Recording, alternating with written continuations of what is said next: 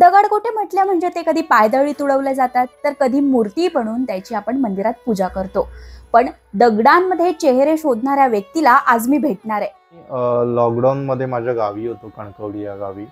तर तेव्हा माझ्या घराशेजारीच एक नदी आहे आणि त्या नदीत मी असंच फिरायला जायचो. तेव्हा मला हे दगड दिसले आणि तेव्हा मला ती कल्पना सुचली की याच्यापासून काहीतरी आपण कला निर्मिती करू शकतो.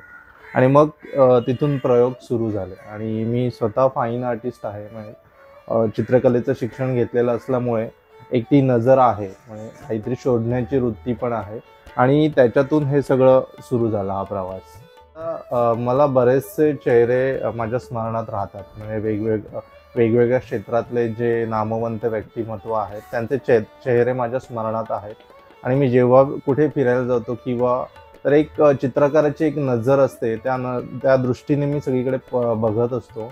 तर तेव्हा मला प्रत्येकाचे चेहरे आठवतात आणि त्यानुसार एखादा दगड मी पाहिला तर त्यात असं वाटतं की अच्छा, हां, या दगडात मला हे साकारता येईल व्यक्तिमत्व. आणि मग तसं ते आपसूक होत जातं. म्हणजे बऱ्याचदा मी ते ठरवून देखील नाही करत, पण ते आपसूक होत जातं. आणि त्याच्या अगदी विरुद्ध म्हणजे मी काही कस्टमाइज वर्क करतो. म्हणजे मला भारतभरातून वेगवेगळे लोक माझ्याकडून कामं करून घेतात. तर त्यावेळेस ते स्वतःचे त्यांचे फोटोज पाठवतात आणि मग मी ते फोटो बघून मग मी शोधायला सुरुवात करतो की कोणत्या दगडावर हा फोटो होईल.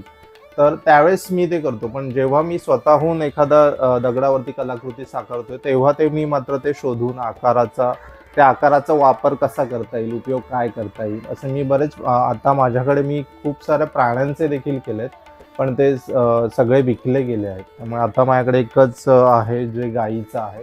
तर तेव्हा तो पण मला त्या गाईचा आकार दिसला त्या दगडात आणि मग मला वाटलं की मी त्याच्यावरती गाय साकारावी. मोठं चॅलेंज हे असतं की दगड असतो त्याला पोत असतं आणि ते असा काही प्लेन सरफेस नसतो की त्याच्यावरती मी ते घेतलं आणि सुरू केलं. तर तो दगड ओबडधोबड असतो आणि त्या ओबडधोबड दगडामधून ते सगळ्या रंगछटा काढायच्या. आणि ते व्यक्तिमत्व म्हणजे एखादा व्यक्ती ते बघितल्यावर ते जाणवला पाहिजे की ती हेच व्यक्ती आहे.